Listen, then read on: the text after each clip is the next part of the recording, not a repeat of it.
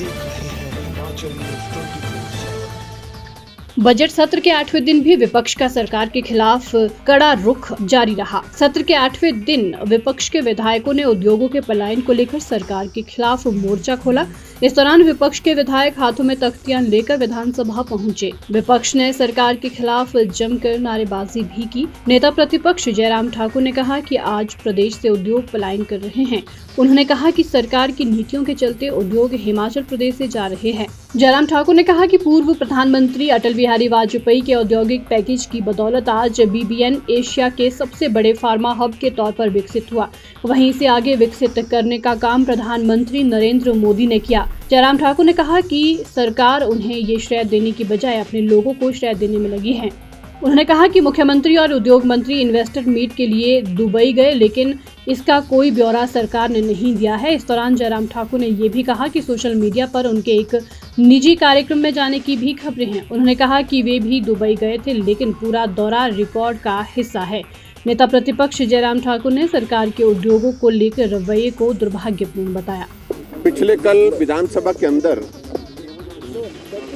हिमाचल प्रदेश में bulk drug pharma medical device park पर चर्चा होते हुए जब मुख्यमंत्री जी ने जवाब दिया कुछ विषयों को लेकर के, जो मामले वहां पर उठाए गए थे, हमारे पूर्व में मंत्री रहे बिक्रम सिंह ठाकुर जी और बाकी माननीय सदस्यों की ओर से, और उसमें बहुत हैरानी इस बात को लेकर के हुई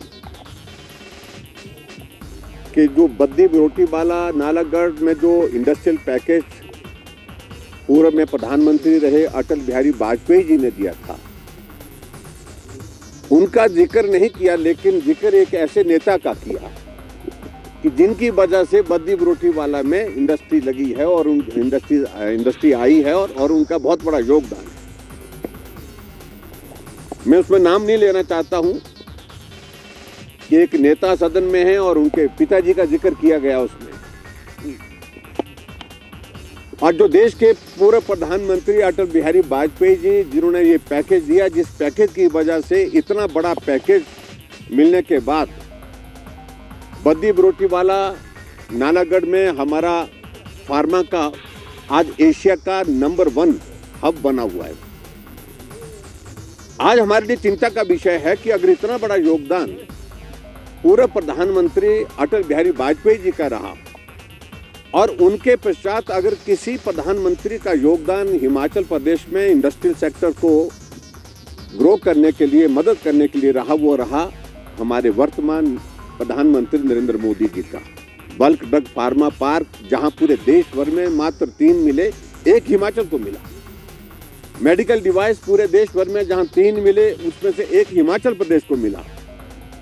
लेकिन उसके बावजूद भी जिस प्रकार से हिमाचल प्रदेश में जो इंडस्ट्री लगी हुई है, स्थापित है, काम चला हुआ था, वो पलायन करने के लिए विवश क्यों हो रही है? प्रश्न ये था, हमारी चिंता का विषय ये था।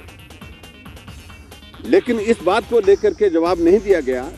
जवाब उल्टा उस तरह से देने की कोशिश हुई, और जिसमें काफी नोक-झोंक हमारे बिक्रम सिंह जी के साथ की गई, सत्ता पक्ष के कुछ नेताओं के द्वारा, जो दुर्भाग्यपूर्ण है।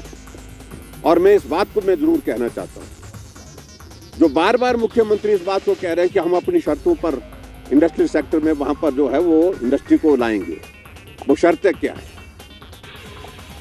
जो एमओयू हो चुका है, जिन इंडस्ट्री के बारे में बिडिंग हो करके वो सैंक्शन हो गई है, काम जमीन पर करना है, उसमें कौन सी शर्तें लगाना चाह रहे हैं? और शर्तें वही हैं, हट फिर करके बात वही आ रही है।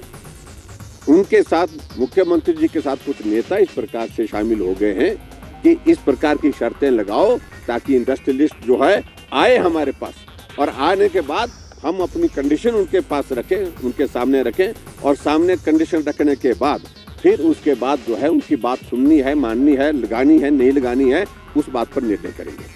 मैं समझता हूँ ये बहुत दुर्भाग्यपूर्ण है।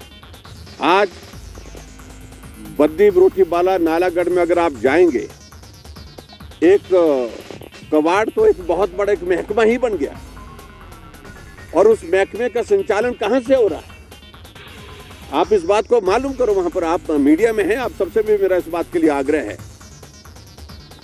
एक छोटी सी जेसीबी भी किसी की लगानी होती है तो एक ही जगह से आदेश होते हैं, एक ही घर से आदेश हो रहे हैं। ये सबसे बड़ा चिंता का विषय वहां पर बना हुआ है। हिमाचल न्यूज 24/7 के लिए शिमला से लक्ष्मी ठाकुर की रिपोर्ट।